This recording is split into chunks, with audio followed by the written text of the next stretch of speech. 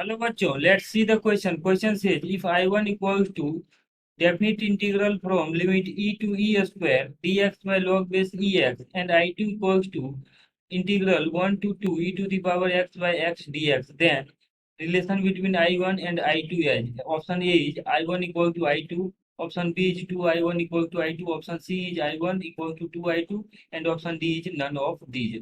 तो given question के लिए हमारे पास की कंसेप्ट आ जाएगा। सो की concept for this question is integral from limit a to b f of x dx equals to limit a to b f of t dt। Basically limit का अगर मतलब definite integration के अंदर अगर limits equal है तो हम variable को चेंज कर सकते हैं।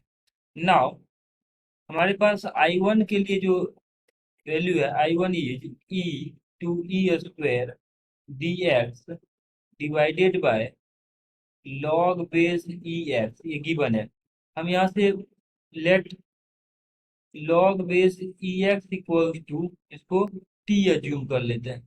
तो यहाँ से हमारे पास x का वैल्यू कितना आ जाएगा, x equal to e to the power t, depending upon property of log x का value e to the power t आ जाएगा। और यहाँ से अब इसका डेरिवेटिव लेते हैं तो log x का derivative 1/x into d x आ जाएगा, और राइट हैंड साइड में ये डेरिवेटिव लेंगे तो ये t का dt बन जाएगा। सो dx आ जाएगा हमारे पास x इंटू डी टी, और x का वैल्यू क्या है, e to the power t है।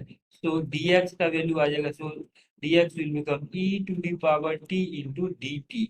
अब इसका वैल्यू हम I1 में सब्स्टिट्यूट कर देते हैं। सो I1 विल बिकम, तो I1 का वैल्यू आ जाएगा। तो देखिए लिमिट्स किस तरह से चेंज होगा, जब x टेंडिंग टू e है तो x टेंडिंग टू e है तो log बेस e तो 1 हो जाएगा, तो t का वैल्यू 1 हो जाएगा। दैट मीन्स कि t के लिए लिमिट 1 हो जाएगा। एंड सिमिलरली जब लॉग बेस ई और एक्स के जब ई स्क्वायर रखेंगे तो ई स्क्वायर तो 2 बाहर आ जाएगा, लॉग बेस 2 2 तो ई बचेगा, तो दिस विल बिकम 2।